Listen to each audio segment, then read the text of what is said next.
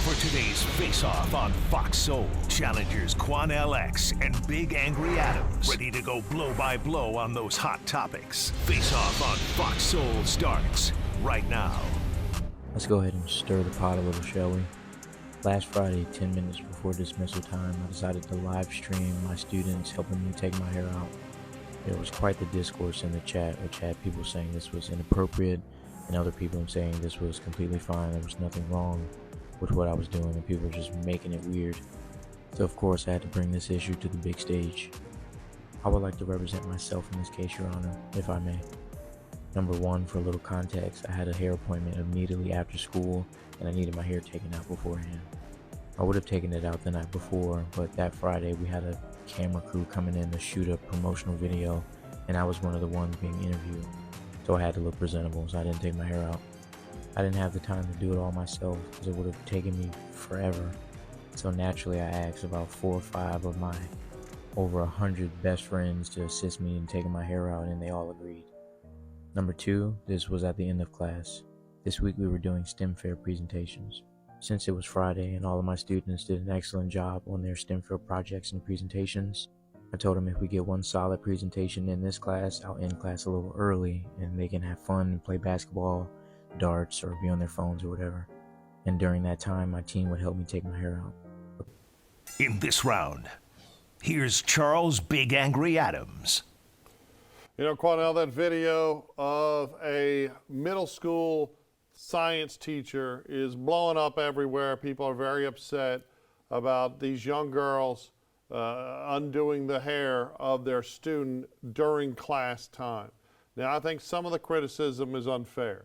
I think there are a bunch of weirdos that are trying to hypersexualize everything and that have sexualized that encounter inappropriately. However, I don't think the criticism is unfair. You know, we are turning out children, especially in the African American communities, especially this was in Maryland, with an incredibly low aptitude. We're not doing a good job in America preparing our kids for life after junior high and high school. We're not teaching kids. Kids are graduating and not being able to read at grade level, to do math even at the high school level, or science. And I think science is probably the most important of all the topics. That was selfish. He was talking about all these reasons why he needed his hair undone, his hair unbraided. That had nothing to do with his damn job. When people are at work, they need to do their job. He had a bunch of excuses, right? Also, I'm bothered by the fact it's my understanding that some of the kids had signed off, the parents had signed off on appearing on his TikTok videos. But why on earth are you at school putting kids up on the internet, putting kids up on TikTok so you can get attention instead of doing your damn job? And this is the America that we're in, right? Everyone wants to sexualize everything. I think that's wrong. But we're also in this America where people put social media ahead of everything. And what teachers need to do is they need to get back to educating and protecting kids. And that's not what this video did. What concerns me in watching the video, Charles, because I don't disagree with anything you said, but what concerns me is say that again, please. We have children in the African American community who rank at the bottom of the academic achievement level. And yet we find the time in a science class to let our children practice cosmetology on a teacher's hair because he had a hair appointment right after school. What an ignominious jackass this poor brother is.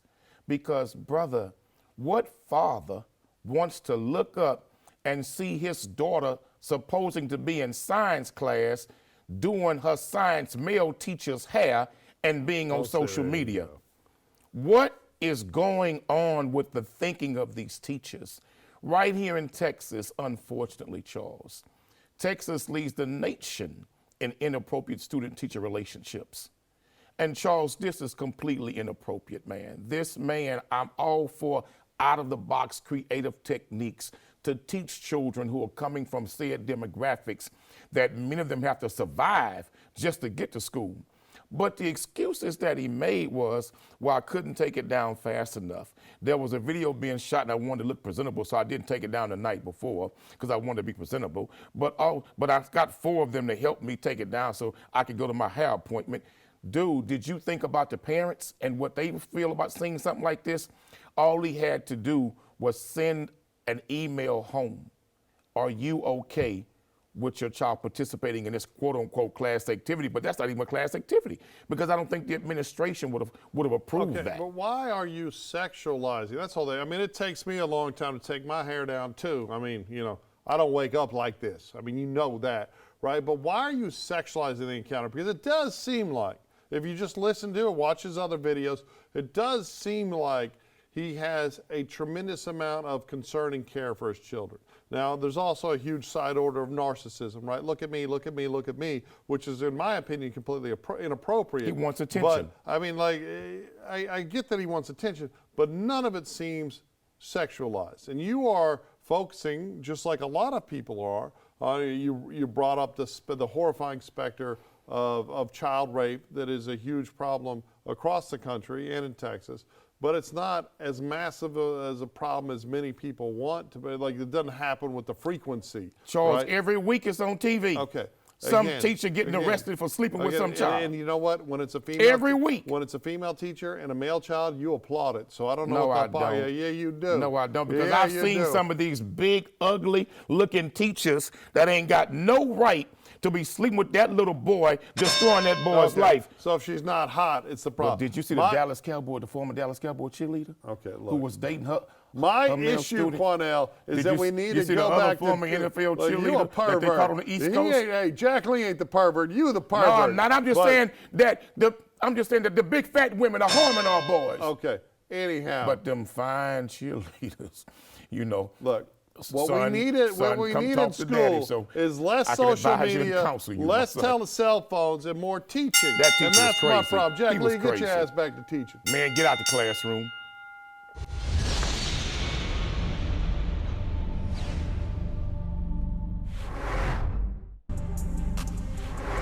Stuff. I said, what do you mean?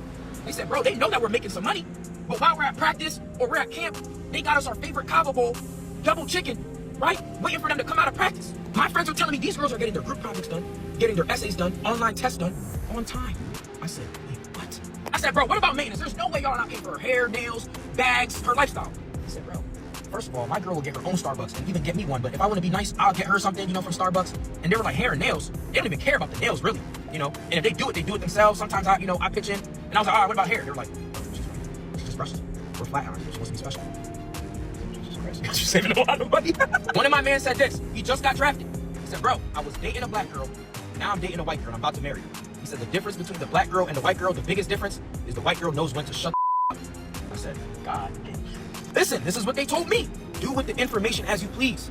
If it takes me 10 to 15 years to find a black woman that's compatible with me, that's what I'm going to do. But this... In this round, here's Quanell X. Charles, we just watched a video of a black man talking about why so many D1 athletes, Division I athletes, are involved with white girls and white women over black women. And he spoke about elements of conversations he's had with these black athletes about why they choose white women over black women.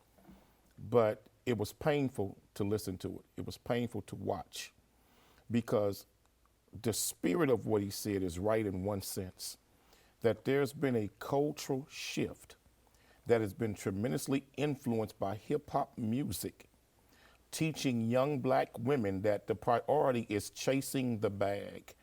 There's a movement on social media that's inspiring black women to where if he ain't got enough money, don't talk to him. There's many videos out there that shows black women who are beautiful, who are fine, who are sexy, and a young black man will walk over to him and try to speak to him. They won't even speak to him, almost cuss him out. But then when he walks to the Lamborghini and hits the alarm button, they want to make conversation. But the brother needs to understand that historically, there have been more white women to take money from black male athletes than black women. And yes, black women, many of them unfortunately will chase the bag before they chase a man's character and look at his conduct. But there are white women who do the same exact thing, who are out there chasing the bag for black athletes. And many of these white girls wouldn't dare even be involved with them Negroes if they didn't have some money to offer. She may not be asking for you to do her hair because she likes her natural hair, as he was referencing, but she's making sure you doing some estate planning in her name, and when she leave you, she take half your assets. How many black male athletes can testify to white women doing that to them? It's unfortunate for him to say that, and here's the big one, elephant in the room. Do you realize that most of these Division I athletes are going to universities with less than a handful of black women, but they're surrounded by thousands of white girls? What do you think is going to happen when all of these black athletes got 5 or 6 sisters on campus and there's 40, 50 y'all on the football team? Well, of course, and all the white girls are all there. They're all around you. They love black athletes, and many of them, because their mothers taught them over the years, white mothers, how they wanted to have the African experience. And so jungle fever is real. And so brothers are getting involved with white girls because there's very few black women to choose from on many of these white Division I campuses. I would like to applaud your ability to be self-loathingly racist, to just be flat racist, and also to lie and seamlessly in one long narrative. Let's talk about top tier D1 schools, the 5, Power 5 that he talks about. If you look at the numbers of all of those universities, in fact, especially when you look at the numbers and the admission requirements and the mean admission requirements for Asians and whites versus, at Harvard. Harvard, African Americans are about 16% of the overall population at Harvard, despite being a smaller percentage of the American population, 12.5, 13%. And when you include merit, it's absurd.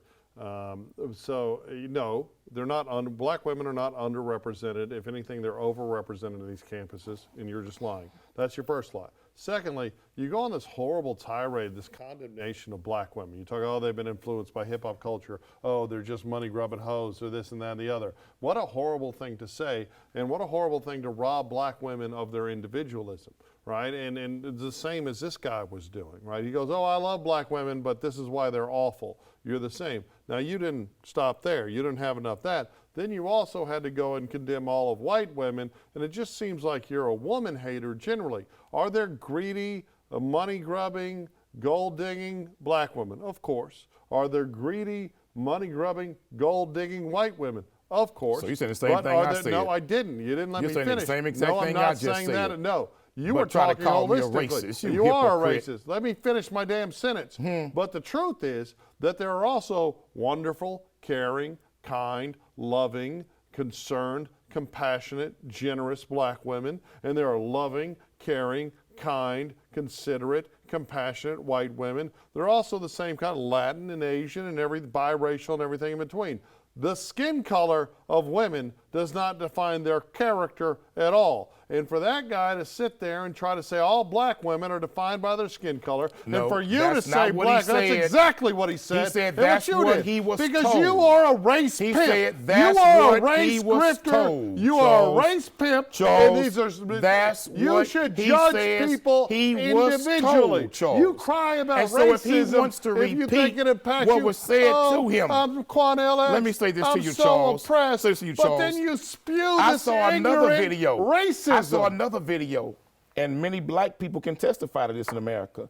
And there was a popular video and a picture of I think it might have been 10 or 15 black athletes, and they all had white girls. And one of the black athletes made a joke. He said, if it ain't snowing, I ain't going. This is true, Charles. Okay, so there are black men that what prefer I'm white saying, women. Charles, there are no, also wait a minute. black men that prefer Let me black make my women. point, Charles. What I'm saying is this brother has to understand. I've been on those college visits, many with my son.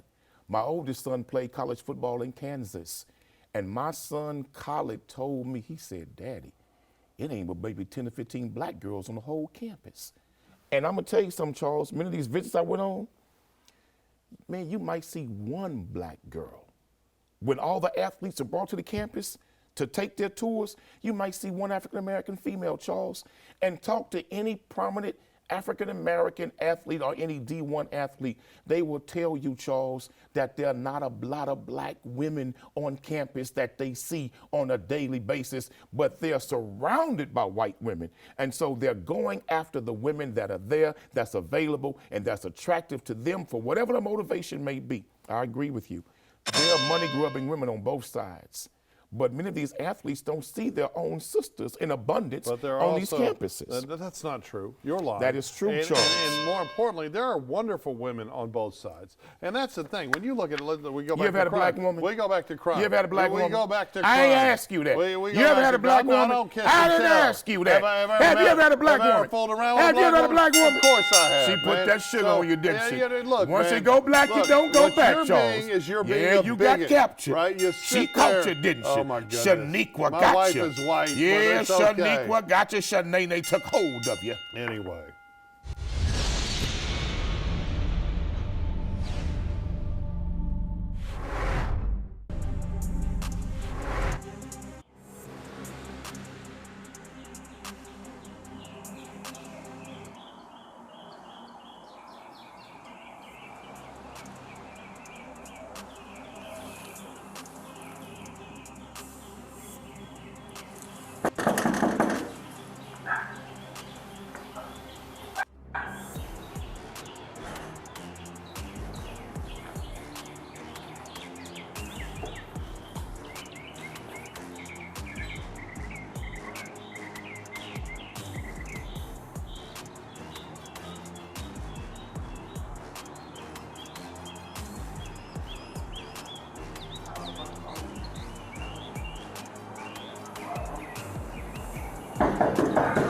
Sheriff's office, open the door!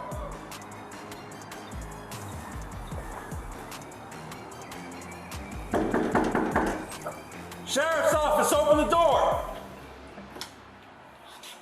Step out. In this round, here's Charles Big Angry Adams. Quanell, that was a truncated version of the body camera of the Okaloosa County Sheriff's Department deputy who murdered senior airman Roger Fortson at his apartment, right? Everyone is talking about this. It was very quickly released. It happened on May 3rd.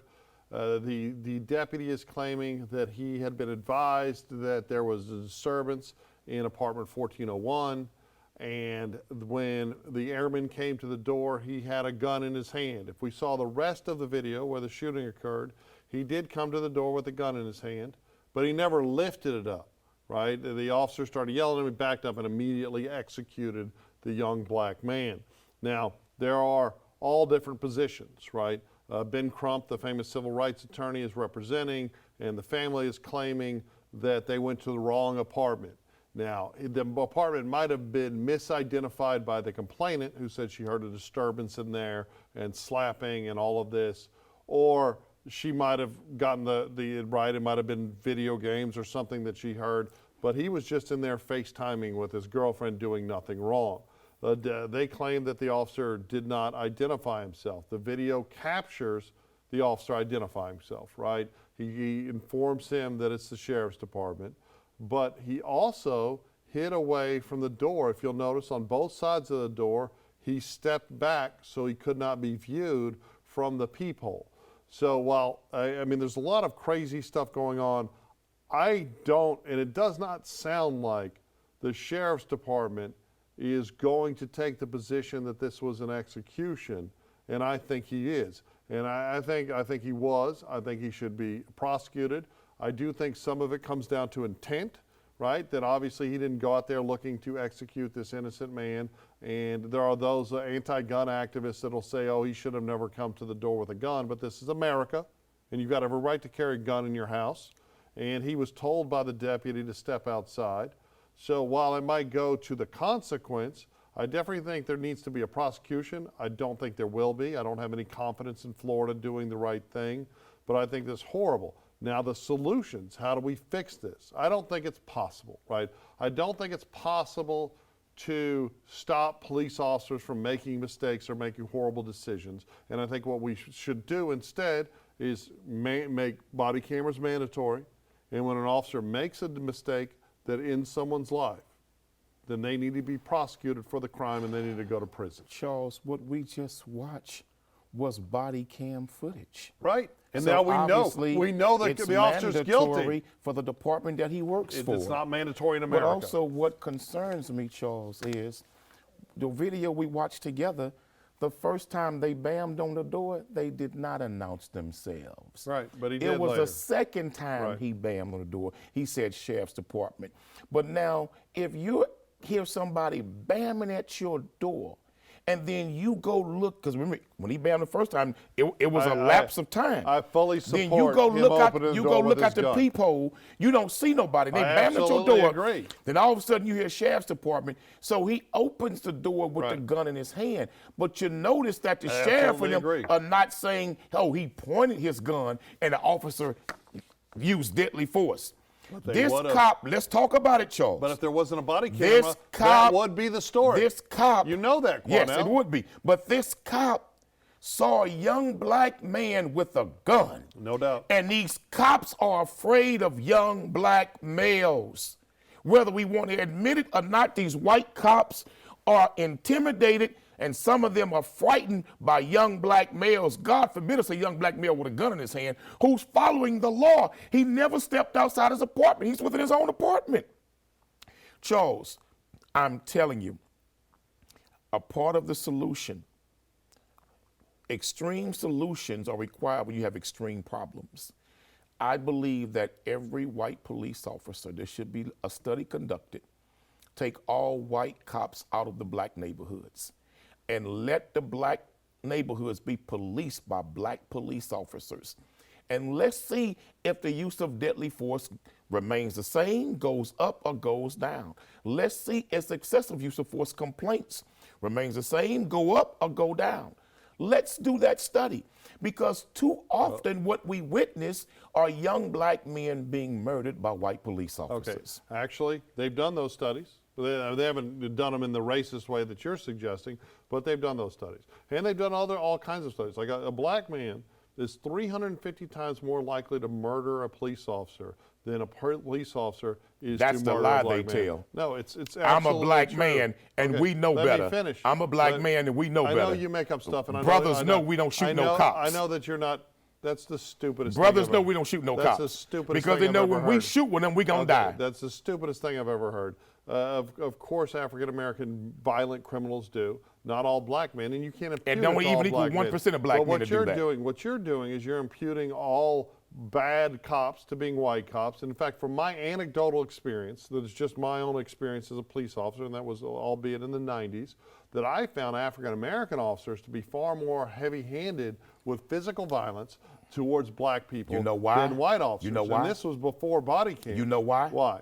Because They black, showing out for the man? black officers were always told and asked the question, are you loyal to your race, or are you loyal to the uniform? That's not true. Are you loyal to the brotherhood in blue, or are you loyal to your community? And so black cops subconsciously had to show the white cop, I can be just as brutal as you are against my own I people. know that- So the white cop would I know accept him that you as a always brother have to in the have the excuse brotherhood, for Charles. something, but the truth Because how many is black cops were The fired truth for is exposing white that cops what and we excessive need- use of force? We do need, now we have achieved it in most large departments, we need diversity in law enforcement, right? We need Diversity in skin color, but not in Okay. mindset. Okay, but here's the thing. The body cam here, if it didn't exist, the sheriff's It'd be department worse. story would be a whole different story.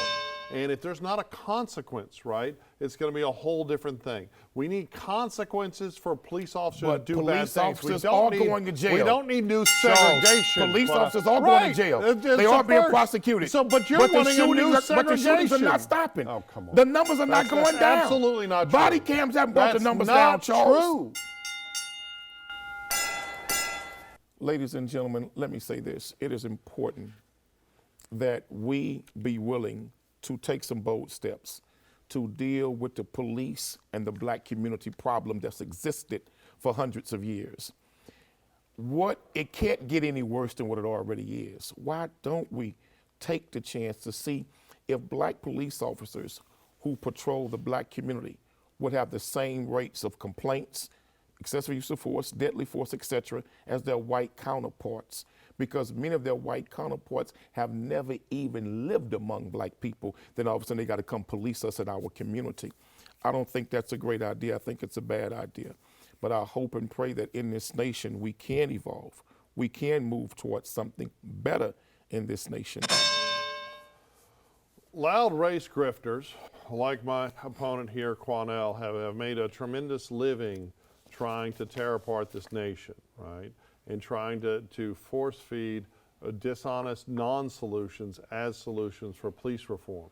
Right? It's not reform to abandon law-abiding, rule-following, participatory black Americans to crime, right? We don't need to eliminate policing. We don't need to defund policing. We don't need to abolish policing, abolish prisons. We need to fundamentally change it. But you're not going to fundamentally change anything by just going back to some new weird segregation that Quanell is suggesting. Instead, what we need to do is change the concept of crime and make sure that when cops do things like murder Tamir Rice or murder Philando Castile or murder Roger Fortson, that there is a prison consequence for them. But let's not pretend that most of the violence isn't the other way, and let's not support the good police. That's it for the Face-Off on Fox Soul. We'll catch you next time.